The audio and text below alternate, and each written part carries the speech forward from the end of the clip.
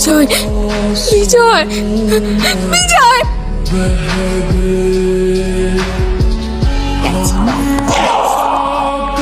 ওকে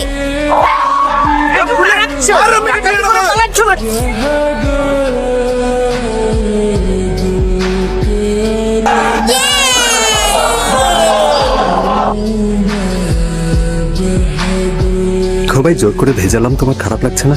যাও ওকে সরি বলো। সরি ভাই, সরি মামুনি। দেরি হয়ে গেছে, দেরি হয়ে গেছে। Samia, morning ma'am.